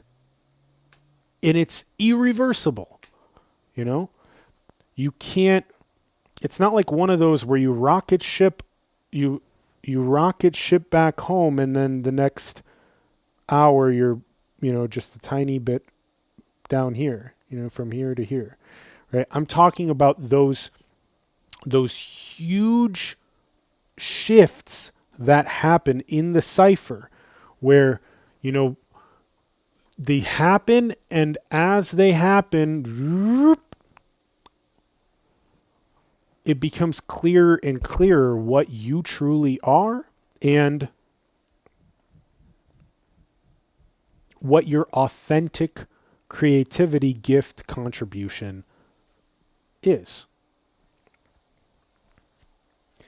The fact that this singular intelligence called you can relate or interact with itself, intersubjectively, like that's so epic. That's like that's that best design.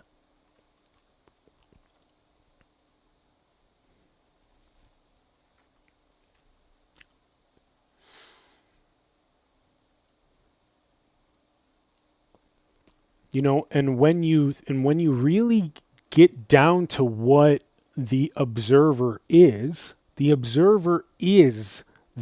relations or those unique creative ties between all of itself, right? And what those are. That's the point of capital S self. It's not to, realize itself and then go and detach, or whatever. It's to realize itself and then to see how that beautiful web of itself is interacting with itself in that all integrative, all encompassing understanding of itself. And to really swan dive into all of the unique gifts and unique creativities and unique catharses and unique transformations that can happen for it to know itself or for it to get lost in itself. And again, to just be that all-encompassing understanding of yourself and how you work. It's so profound. But you have to get the relational nature, right? If you get entanglement, right? You look at a little spider web, and that spider web is telling you how you entangle with yourself. You see? Everything that appears is a reflection of what consciousness is, right? That's why digital, right? Digital is a reflection of how consciousness just summons whatever it wants. That appears for the experience and then disappears back to the repository of infinite potentiality that can never be exhausted.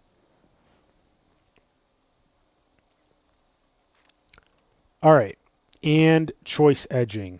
This one's quite interesting. Again, this is we'll see how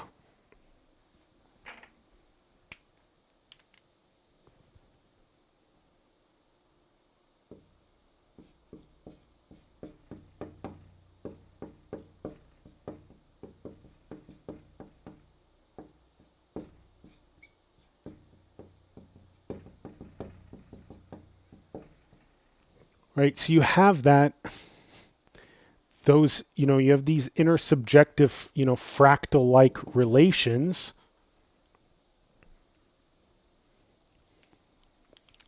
all simulating out, projecting out, hallucinating out their own little dreamscapes, all interacting with each other, right?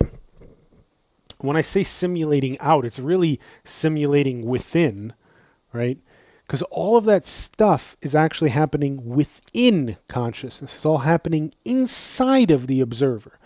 Reality is not happening outside the observer. Reality is happening inside the observer. Right? It's happening inside of consciousness. Consciousness is enveloping all of this. Right? So all of these little interactions are happening inside of consciousness. All of these little hallucinated worlds are happening inside of consciousness, inside the observer. And that's why you can't ever leave home. You see? Is because infinite creation happens within you. That's why you can't leave home. That's why you can never really ever be lost. Infinite creation happens within you. You see?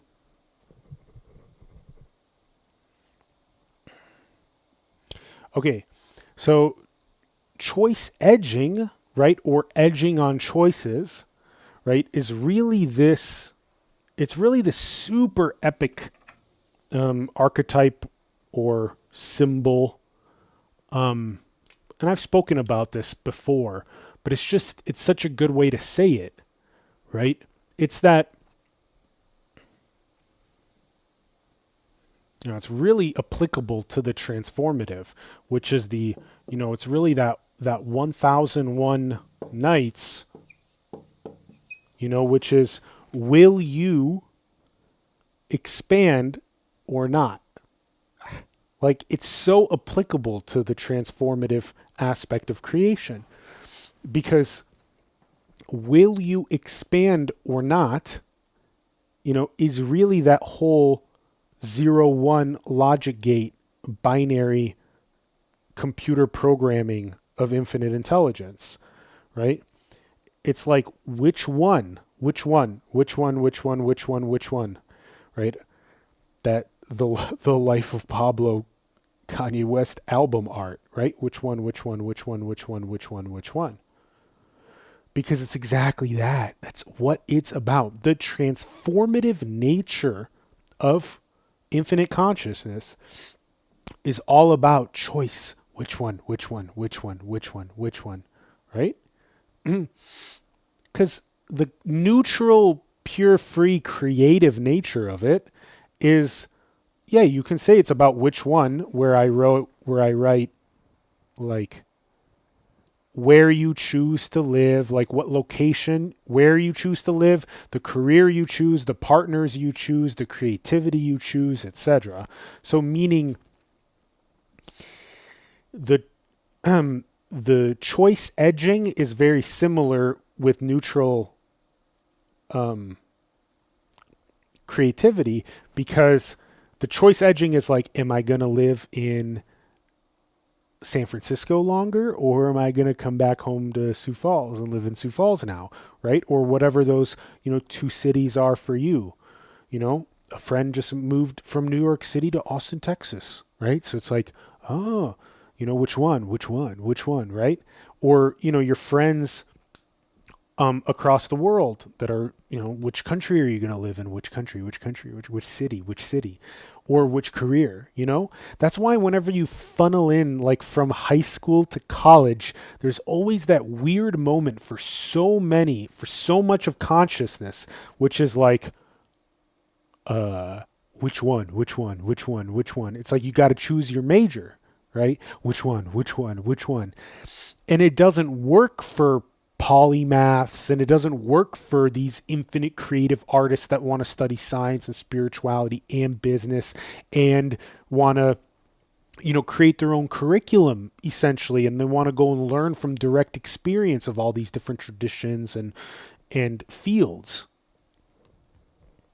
And that's why I couldn't fit in. I couldn't fit into that. And many of us just, we get, what's the common archetype? You get pigeonholed into a major and then you go off in the world and you don't even use it because you end up working and doing something else, or you end up saying that actually I would have preferred to do something else. Like, that's what I'm saying, is that's infinite possibilities of all of these things. Or another very popular one is your partners, meaning your spouses or your significant others. There's a very popular one. Many people hit some sort of like 3 year mark in their relationships, and they're just like, oh my gosh, am I going to continue down this road with this partner, or am I going to go and seek something that is of greater resonance, right? So that's another super common one, is like, which partner, which one, or, which spouse, right? Because that'll determine the nature of your child too. Which spouse, equal sign, the child that is recombinated, right? Right? And epigenetics, meaning how much of the pain bodies have been healed internally to then produce children that themselves don't have the same pain body complexes, but have these healed parents. If that's your choice, because you can easily just be like, yeah, I want to continue the dream. And then creativity, right? What out of, you could start this company, you could start that company, you could publish this video, you could publish that video, you could post this thing online or post that thing online. Infinite creativity. And that's the same thing. It's choice edging. It's all choice edging. Edging on which relationship, which location, which career, which creativity. Or in 1001 Nights, like we said, it's all about edging between pain and healing, or between contraction and expansion, or between separation and capital S self, or being this one infinite entangled observer interacting with itself in whatever creative, free, hallucinatory ways that it desires. So, choice edging is also super relevant and powerful, and this will be one of the last things that's said.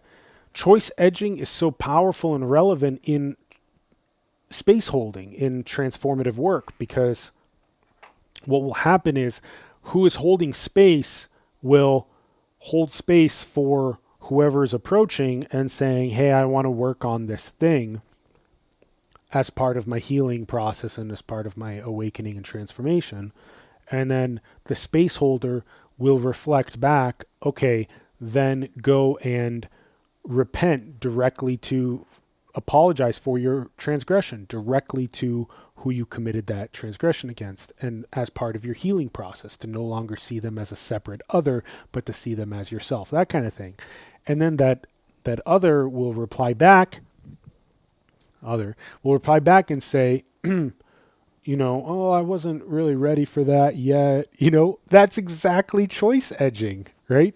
1001 Nights, that exact choice edging. If you don't know what 1001 Nights is from the Arabian stories, right? It's this very classic story of, if you're about to die, you have this king that's going to kill you.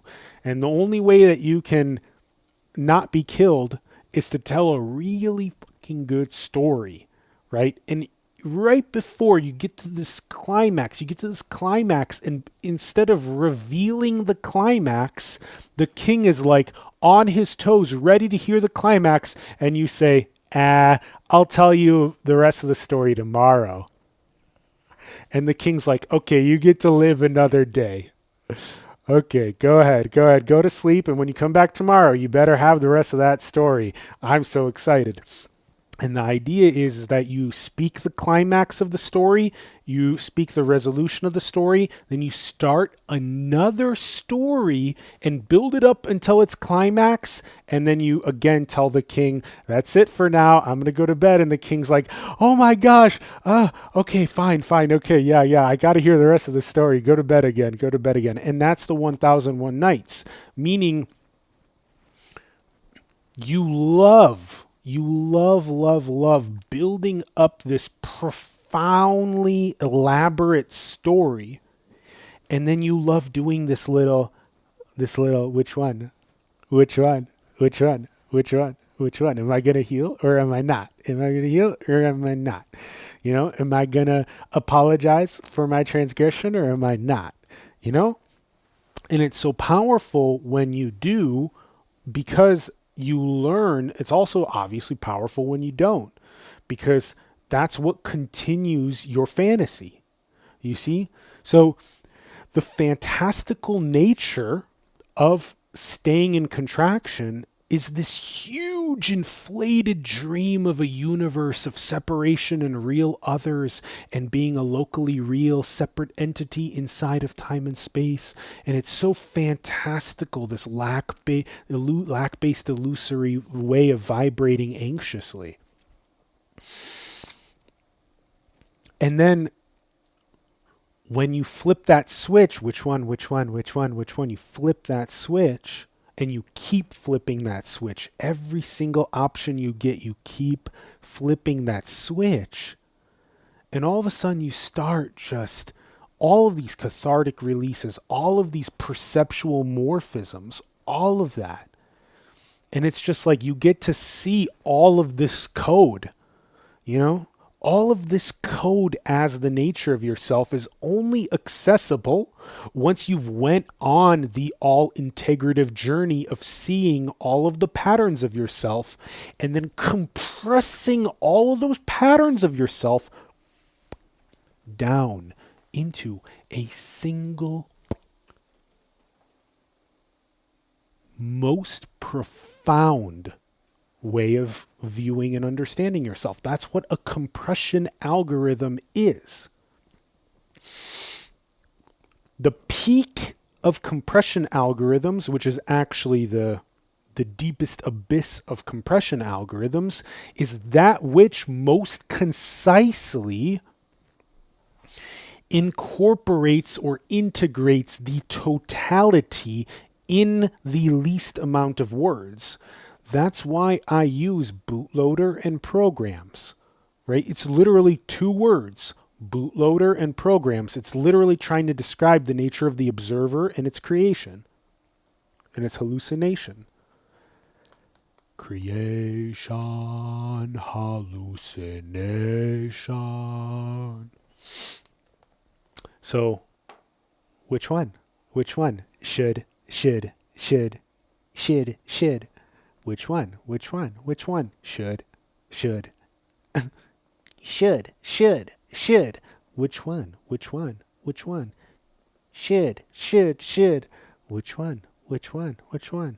Creation, hallucination. And that's authenticity. That's you just being yourself. Like, this is all me being myself. And that's the thing. I don't own these. Nobody owns these. You see, take things, remix them, repurpose them. It's an infinite library of potentiality, or recombinatorial library of potentiality that the observer gets to play with purposely, right? And be authentic. Whatever that is, just be that, and don't fear how others are going to see you, because there are no others. There's only capital S self in a web with itself. The fear of how another sees you is just your own dojo training of learning how to stop projecting that there is an other that's judging you. These are all very profound insights. A lot of these have to do with like the main forms of anxiety that people feel, The main form of anxiety that observer feels is that it's in a locally real world with others that are judging it based on its authenticity, you know? So once you start, compress the all integrative nature of yourself, everything just becomes clear. It's so clear. And you just hold that clearness. Paint whatever you want. You hold the clearness. Anyone earnestly appearing in your self-reflective hallucination that wants to more deeply do their own clearance work and understand this within themselves, you can masterfully point that as quickly as they can intake it and feel it inside themselves. And you just, paint whatever. It's like,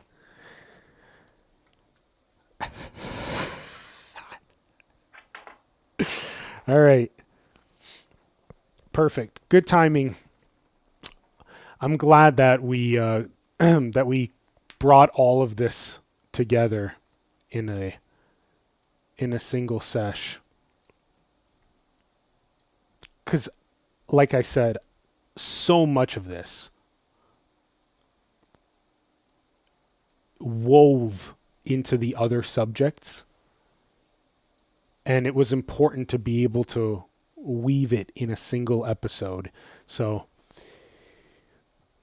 again, stylus and a record, hallucination, physics, art and should, neutrality and transformation, intersubjective relating,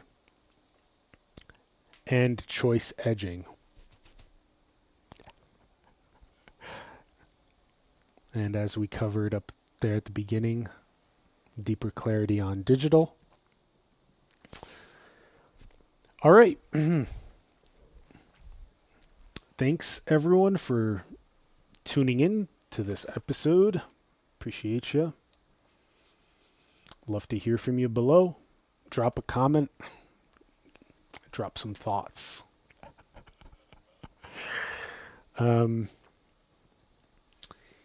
Like I said, bringing in more and more into going through their own transformational mastery process. So we'll be hosting more of those kinds of respites and retreats and workshops and transformational mastery sessions in Sioux Falls. So we'll those are very intimate sessions, by the way. They're like right now they're either one-on-one or at most like 1-on-4, with 4 people at the same time. So we'll see how that ends up blossoming and growing. Everything with the regenerative communities with HomeDAO is going great too. We'll have some more updates on that soon and your ability to get involved. And that game choices is another huge project, and that we're slowly working on that first version of that to be in your hands to be able to play and share. So it'll probably be a little while before the next digital metaphysics episode. Might be a little over a month or something like that. I got some of those workshops coming up that I'm hosting, and also just some other things that I'm taking care of and focused on. So if you haven't taken a watch of some of the other content on the Digital Metaphysics playlist, go for that. We've also started to do some more digital metaphysics discussions, as well as just digital metaphysics Q&As. So those will be more of those will be shared soon too. And if you want to, you can drop your comments and thoughts in for the Q&A in the comments too. That's another way to You can also email simulationseries@gmail.com anytime with Q&A and other stuff like that, and we can talk there and bring you on for discussion and also for Q&A.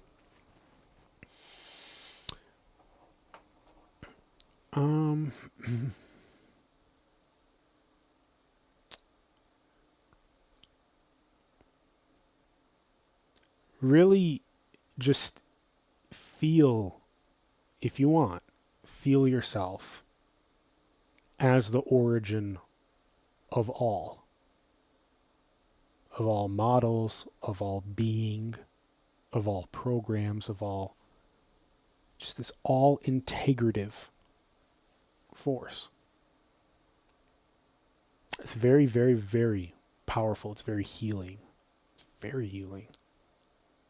It's very relaxing, and then it really makes your service so precise. It's incredible. All right. And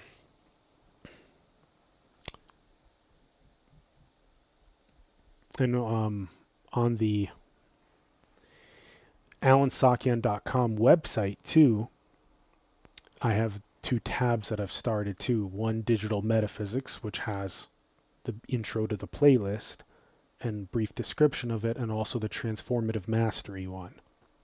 And that one has more information about Transformative Mastery, including getting in touch for the intimate one-on-one connection and deeper clearance work and initiation, and also then those 4-day workshops and how to get involved in those. So by just sending a simple email and getting in touch. All right, thanks again for tuning in.